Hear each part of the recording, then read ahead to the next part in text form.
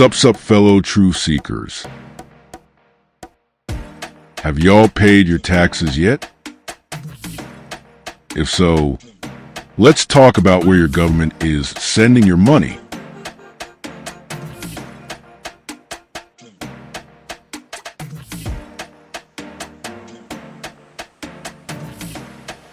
Back in 2022, Russia, for unknown reasons, invaded Ukraine. What should have been a very short, one-sided conflict has now stretched on for over 4 years.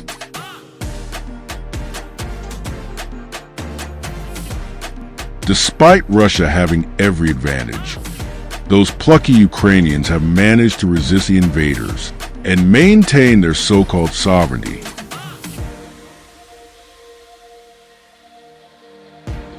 So, how do they do it? How has this tiny country managed to hold back the military forces of a superpower nation? Y'all ready to hear the answer? The charity and benevolence of the so-called international community, also known as your tax dollars.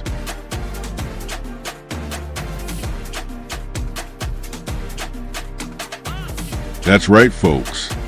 You're paying the bill to pull Ukraine's bacon out of the fire.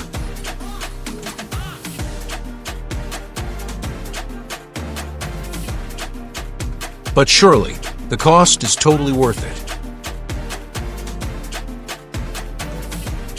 First of all, don't call me Shirley. Secondly, let's take a look at which countries have graciously contributed to Ukraine's war effort and just how much each has shelled out. You might want to have a calculator handy for this. Okay, here we go. We'll start with the most generous country and work our way down. Right on, America the Beautiful. Now, just how much have my next-door neighbors given to Ukraine? The United States has contributed $165.58 billion. That's billion with a capital B.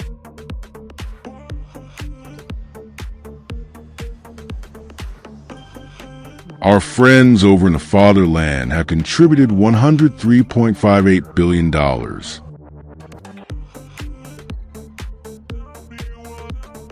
The French have contributed $53.56 billion.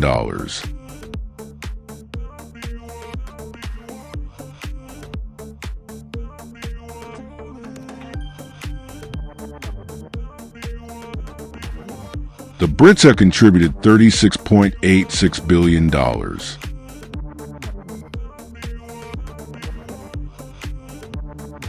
The Italians have contributed $34.11 billion.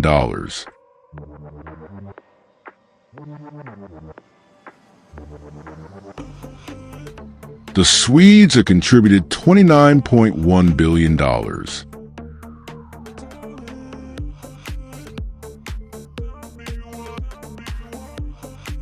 The Norwegians have contributed $29.1 billion.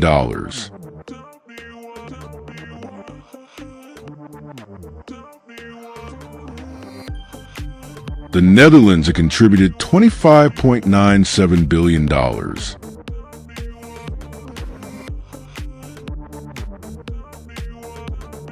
The Spanish have contributed $23.55 billion.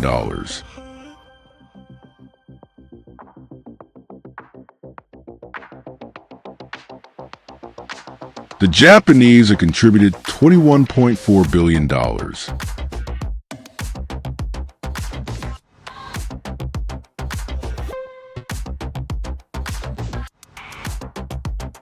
The People's Republic of China has contributed $18.67 billion.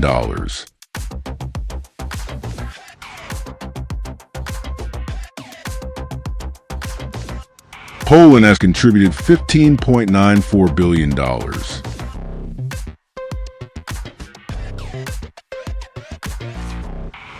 Denmark has contributed $13.75 billion.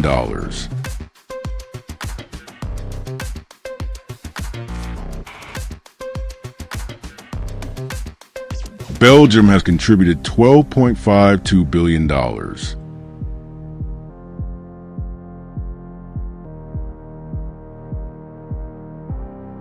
Finland has contributed $9.13 billion.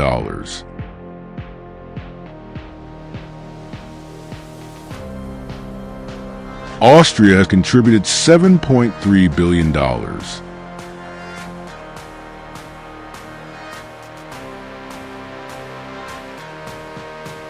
Switzerland has contributed $6.61 billion.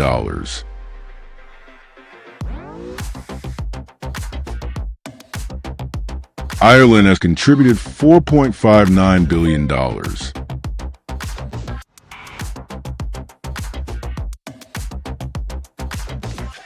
Romania has contributed $4.2 billion.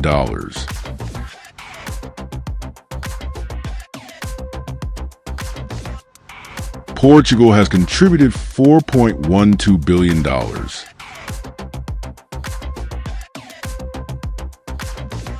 South Korea has contributed $3.16 billion.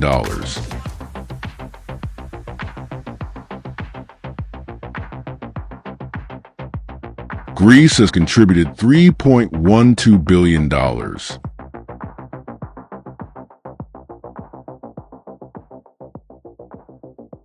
Lithuania has contributed $2.6 billion.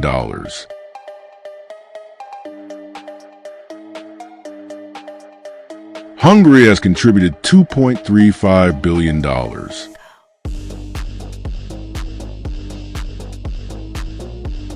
Slovakia has contributed $2.35 billion.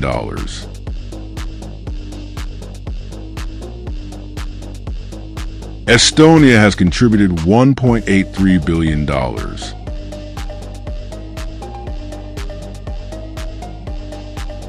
Luxembourg has contributed $1.33 billion.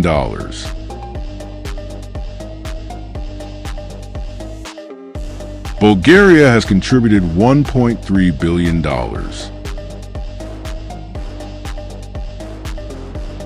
Croatia has contributed $1.3 billion.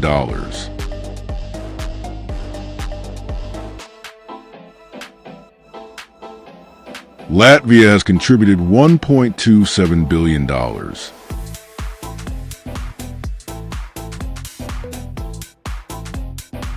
Australia has contributed $1.2 billion.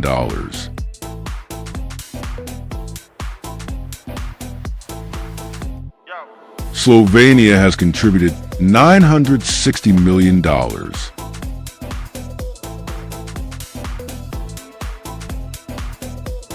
Cyprus has contributed $390 million. Malta has contributed $210 million.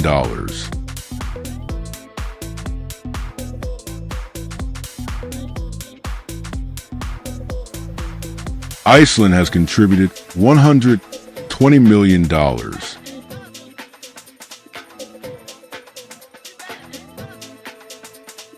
Taiwan has contributed $110 million.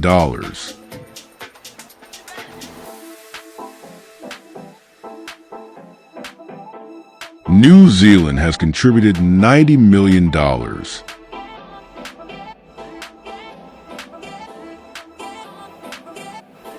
And Turkey has contributed $80 million.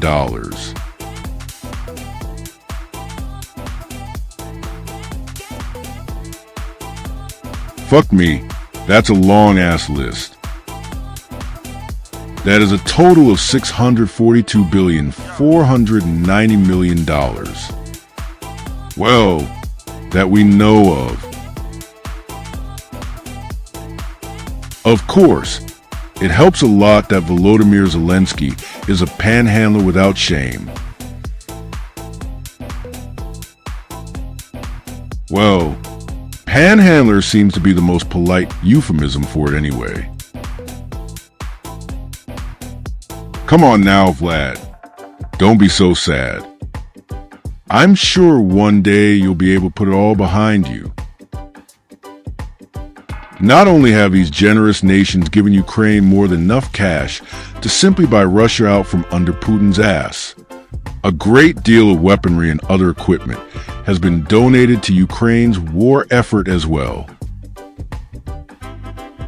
Just the other day, some uppity white liberal cunt over on social media tried telling me that the equipment that's been donated to Ukraine is outdated.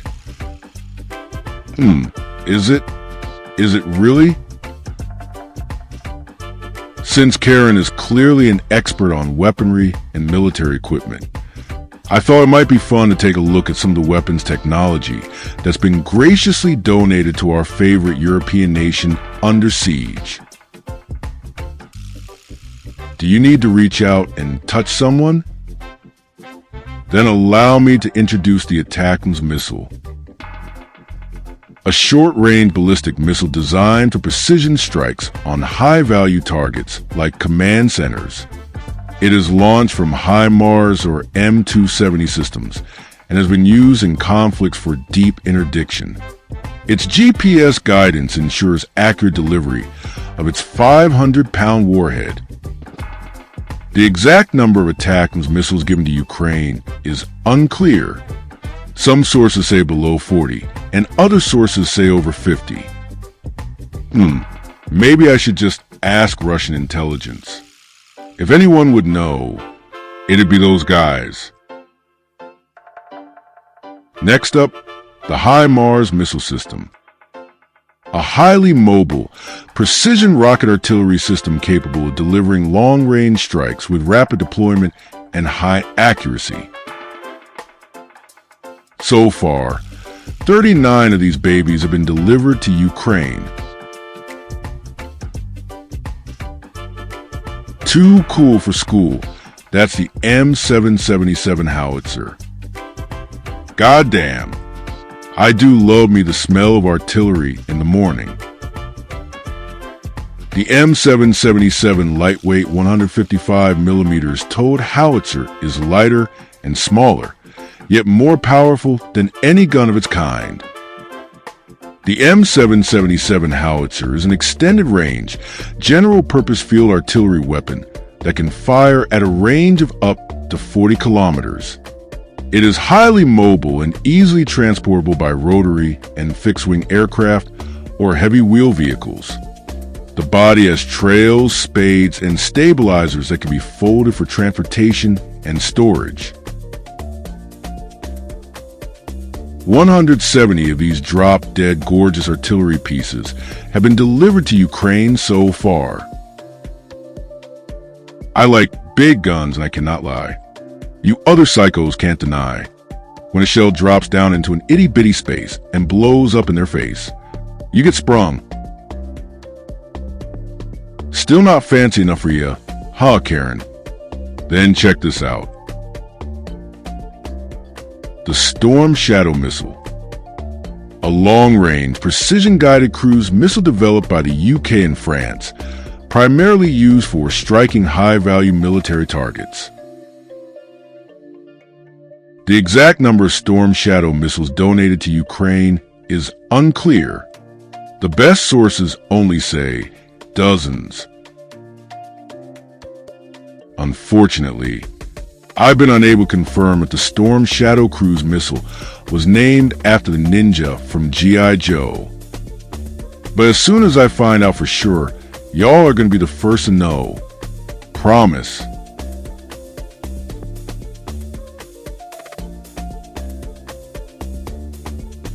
Hey, where the fuck do you think you're going?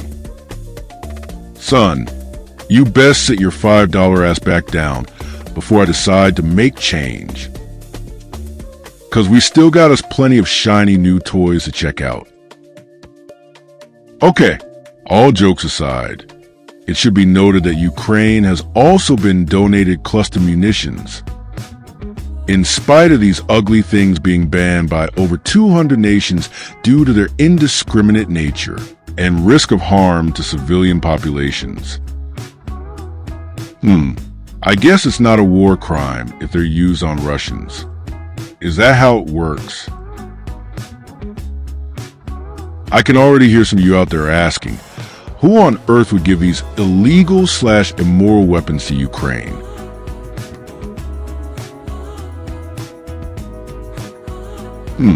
Yes. Who indeed? Hey, leftists. Just where was your outrage back then? By all means, take your time. I'll wait.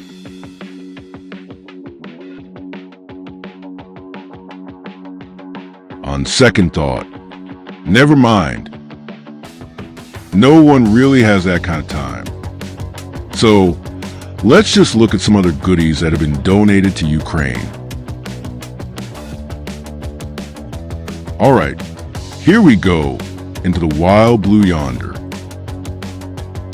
Y'all feeling the need? The need for speed? Let's start with General Dynamics, now Lockheed Martin, F-16 Fighting Falcon, an American single-engine supersonic multi-role fighter aircraft under production by Lockheed Martin. Designed as an air superiority day fighter, it evolved into a successful all-weather multi-role aircraft with over 4,600 built since 1976. It is unclear just how many F-16s have already been donated to Ukraine. That's obviously classified. But NATO has pledged to provide the Ukrainians with 94 of them. Goddamn, that is one sexy fighter jet. And if you don't agree, then you're the weird one. Next up, we have the Gripen. The Saab JS-39 Gripen is a Swedish-made, multi-role fighter jet developed by Saab AB. It was designed to replace older aircraft in the Swedish Air Force, such as the Saab 35 Draken and Saab 37 Viggen. The Gripen first flew in 1988 and entered service in 1996. As of 2025, over 280 units of various models have been delivered. Sweden has donated at least 16 Gripens to Ukraine so far, and Ukrainians are planning to buy 20 more. And now we move on to the Mirage 2005 jet. The Dassault Mirage 2000 is a multi-role single-engine, delta-wing, fourth-generation jet fighter designed and produced by the French aircraft manufacturer Dassault Aviation. Work on what will become the Mirage 2000 originated with the Delta 1000 project launched in 1972. During its service life, the Mirage 2000 has been involved in live combat on multiple occasions during the Gulf War, the Bosnian War, the Kosovo War, the war in Afghanistan, and the Syrian Civil War.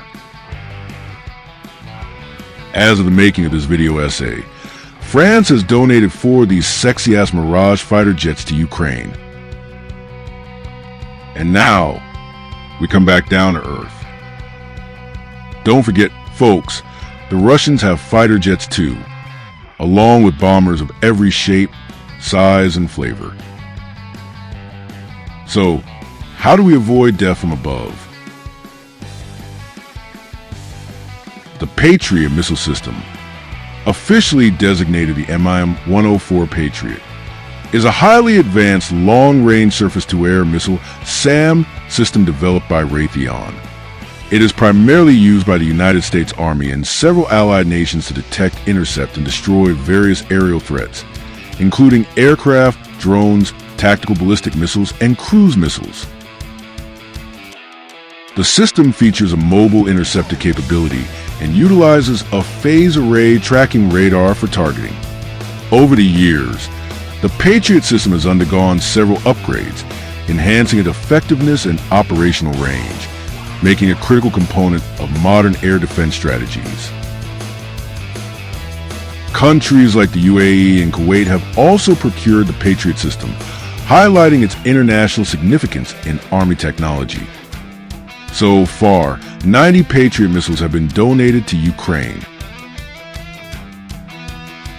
Along with the Patriot, there's also the NASAMS, National Advanced Surface-to-Air Missile System.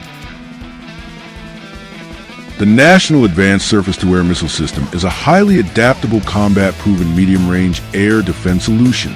It consists of the AN/PQ 64 Sentinel radar, Kongsberg Defense and Aerospace's Fire Distribution Center, launcher, and Raytheon suite of effectors, including the Advanced Medium-Range Air-to-Air Missile AMRAAM, Advanced Medium-Range Air-to-Air Missile Extended Range and AIM-9X missile.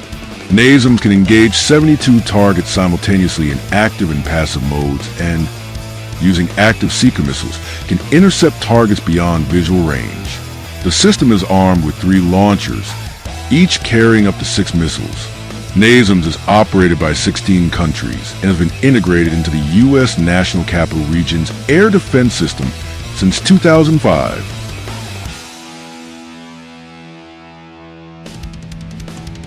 Ten NASAMS have been donated to Ukraine. As kick-ass as the Patriot and NASAMS are, you might want something a little more portable. Man-portable even. Let's take a look at MANPADS. That stands for Man-Portable Air Defense Systems. We'll start with a classic. Meet the Stinger. The FIM-92 Stinger is an American man-portable air defense system that entered service in 1981 and is used by the United States and over 29 other countries worldwide. It was developed to replace the FIM-43 Red-Eye, offering improved all-aspect targeting, allowing to engage aircraft from head-on approaches. The missile is lightweight and portable, weighing approximately 22 pounds, 10 kilograms. The Stinger gained prominence during the 1980 Soviet-Afghan War, where it significantly enhanced the capabilities of Afghan forces against Soviet helicopters and low-flying aircraft. Its portability, ease of use, and effectiveness have made it a cornerstone of short-range air defense worldwide. 1,400 Stingers have been donated to Ukraine so far. Meanwhile, those T and Strumpet Limeys have contributed 200 Starstreak missile systems to Ukraine. The Starstreak is a short-range surface-to-air missile that can be used as a man-portable air defense system or used in heavier systems. It is manufactured by Thales Air Defence, formerly Shorts Missile Systems, in Belfast, Northern Ireland. Also known as Starstreak HVM High Velocity Missile. After launch, the missile accelerates to more than Mach 4, making it the fastest short-range surface-to-air missile in existence. It then launches 3 laser beam-riding submunitions, increasing the likelihood of a successful hit on the target. The Starstreak has been in service with the British Army since 1997. But we're not done yet. Who's up for a nice spirited drive out in the countryside?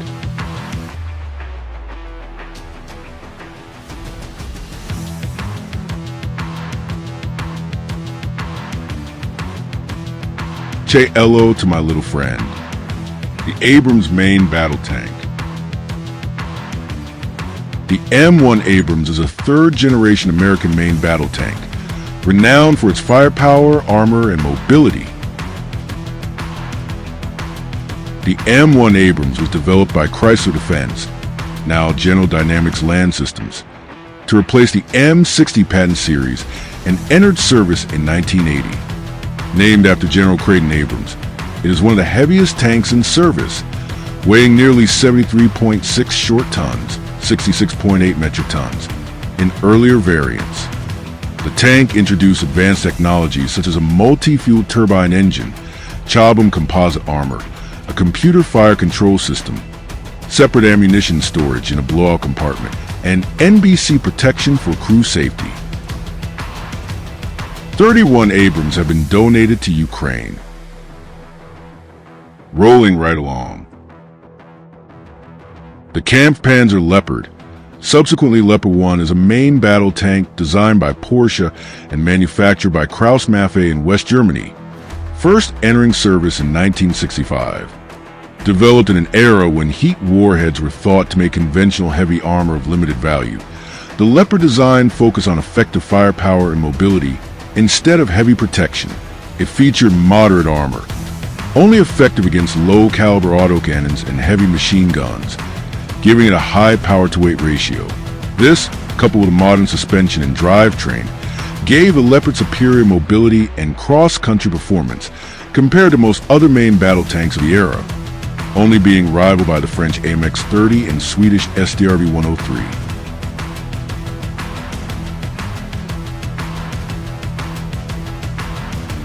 Fun fact: the military in my home and native land currently uses the Leopard 2. Not against the local population, of course. Well, not yet anyway. 200 Leopards have been donated to Ukraine so far.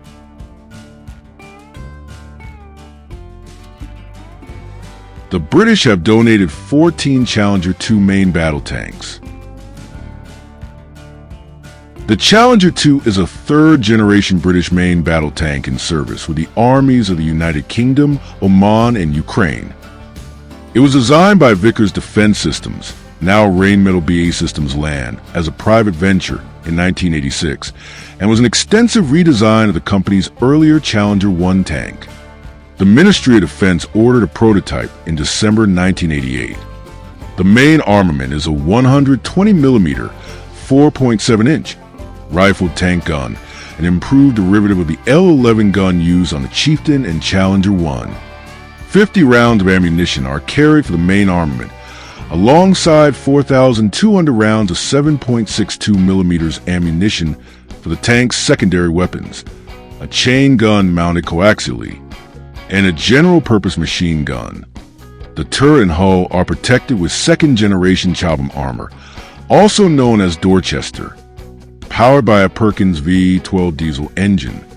The tank has a range of 550 kilometers, 340 miles, and maximum road speed of 59 kilometers per hour. Well done, my brothers and sisters living across the pond. Well done indeed. I now want one of these beautiful beasts even more than I want my next breath. By now, Putin has got to be thinking, just where do those Ukrainians get such wonderful toys? And that, I think, could be the real punchline.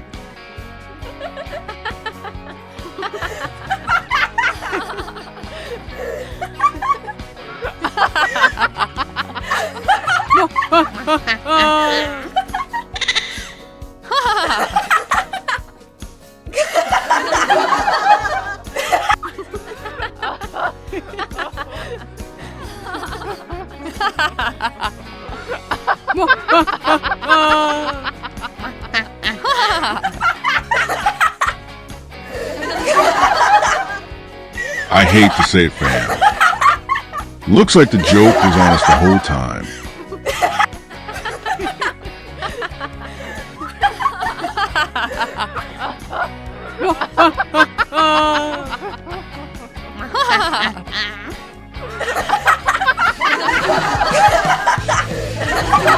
At least they're laughing. I sure as hell can't afford to. If you happen to live in one of the countries who contributed to Ukraine's war effort, do me a favor, look around, then ask yourself how many hospitals could have been built with that money?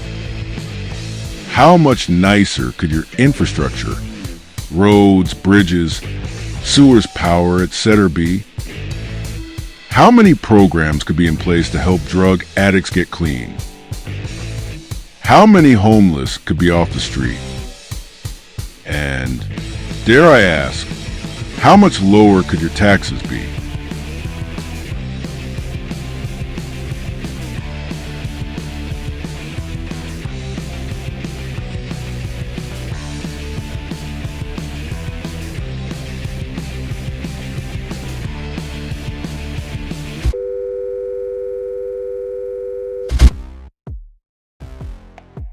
Yep, I can already hear an army of uppity, self-authoritative, suburban libercommie Facebook Karens just screeching. Shut your mouth, you ignorant, uneducated, drug-addicted squirrel. Just who do you think you are? You have no idea what you're talking about. You're just a squirrel on the internet. Why should anyone ever listen to you? With your tiny, pebble-sized brain, you couldn't possibly begin to understand the complexities of geopolitics. Hang on a tick. Just why the fuck do I have a British accent?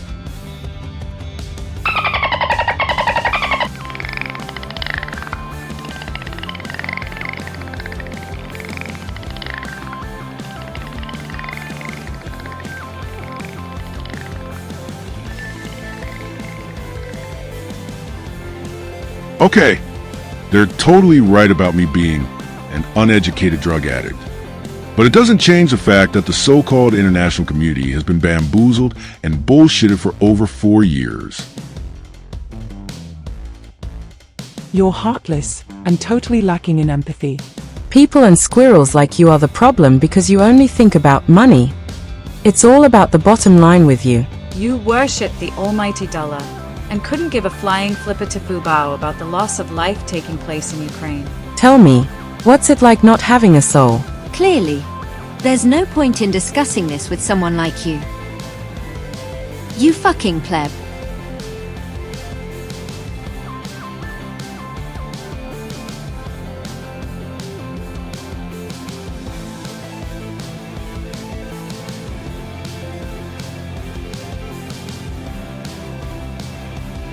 For anyone who thinks I'm only concerned with the monetary cost of the war, let's talk about the many volunteers from around the world who willingly threw themselves into the meat grinder because they believe in democracy, justice, and protecting innocent lives. Did you know that over 8,000 international volunteers from 72 countries have gone to Ukraine?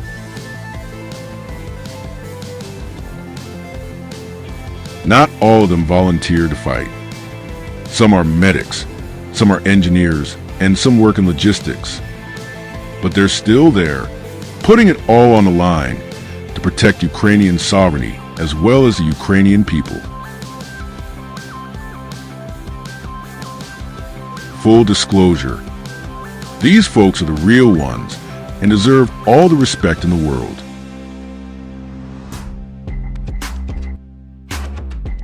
I make a lot of jokes, but I sure as hell ain't joking now. At the end of the day, I'm just a cowardly drug addict hiding behind his keyboard. And these folks are heroes. I gotta be honest with you, but more importantly, I gotta be honest with myself. The facts will always be the facts, regardless how I may feel about it. So, let's ask ourselves what's only the first of many, many, many uncomfortable questions. Just how many of them never made it back out? The exact number of casualties is really, really hard to come by, if not impossible. But the Russian government has said their forces have killed nearly 6,000 foreign volunteers fighting on the side of Ukraine since the invasion began.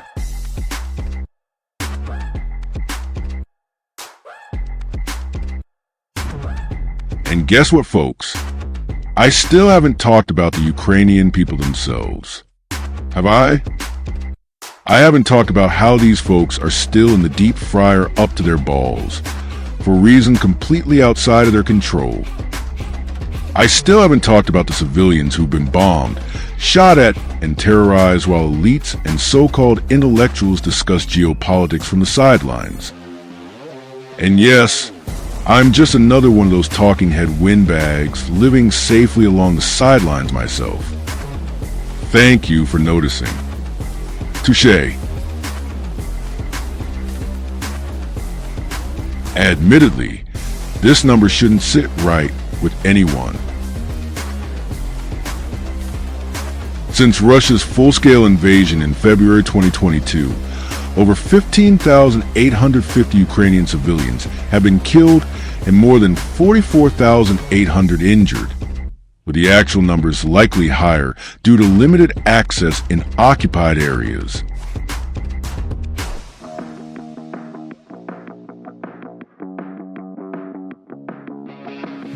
And let's not forget the Ukrainian military, who suffered losses that would have collapsed most modern armies years ago.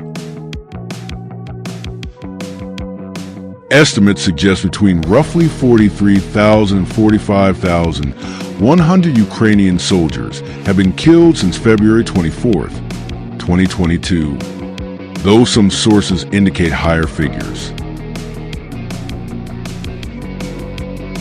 Along with another 370,000 wounded.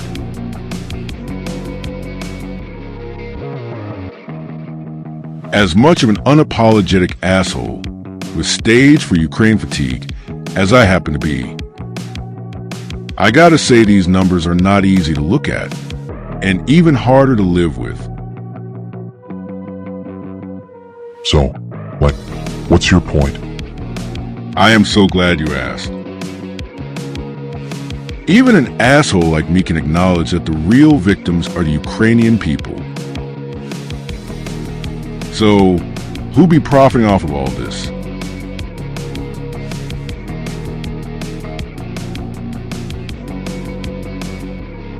Good guess, but no cigar. Despite being the villain who kicked off this whole fiasco in the first place, Putin has taken quite a few L's. He's bled his military dry. He's sacrificed the youth of multiple nations, and he's completely eroded whatever good the Russian people may have still had. He's a dictator facing an upcoming revolution. I wouldn't call that benefiting from the situation. Couldn't happen to a nicer guy, though. So, if Russian losses far outweigh any gain, loss of life versus ground won, as the mainstream media have told us for the past 4 years, then who exactly is gaining from all this death and destruction? Aren't you even the least bit curious?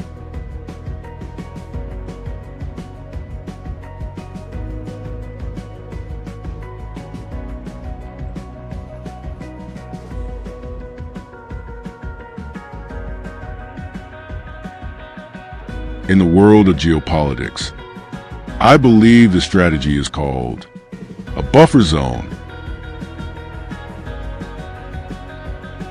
With over $500 billion spent and tens of thousands of deaths that we know of, are we really helping?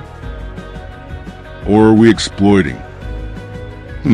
I seem to remember a couple of other proxy wars in fairly recent history where the locals did not benefit. Do Vietnam and Afghanistan ring any bells? So now, my friends and frenemies alike, it is the moment you've all been waiting for. My extra spicy hot take. Yummy, delicious controversial opinions. Okay, y'all ready? If we stopped funding the war, would it finally come to an end?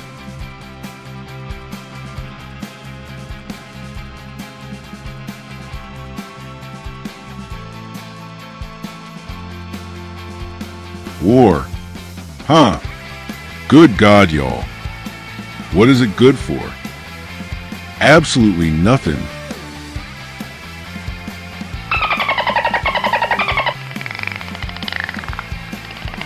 Once again, Karen, nice try.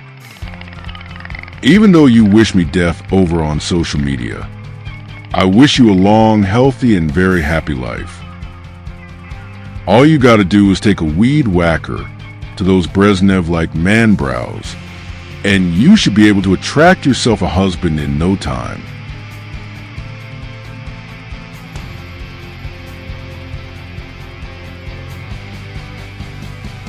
And on that note, here's a quick word from today's sponsor. Ladies of Ottawa, are you tired of your lover finishing and falling asleep before you're done? Are you tired of having to rely on battery-powered helpers, or having to play Cleat our hero like an Amish woman? Then come on down to Lady Manila's International House of Mustache Rides. At Lady Manila's International House of Mustache Rides, we offer the widest variety of mustaches for your riding pleasure. We have the Burt Reynolds, the Tom Selleck, the Clark Gable, the Fu Manchu, the Super Mario, and the Charlie Chaplin. Formerly called the Hitler. Don't delay. Come on down to Lady Manila's International House of Mustache Rides today and get a free estimate. That's Lady Manila's International House of Mustache Rides. Now, with 5 convenient locations. All of them in Vanier.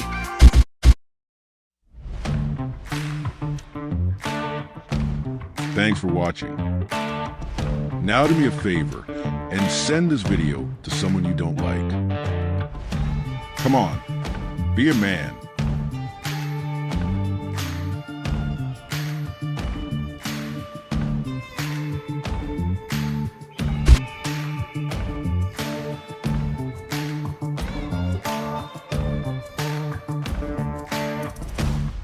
Ha ha ha!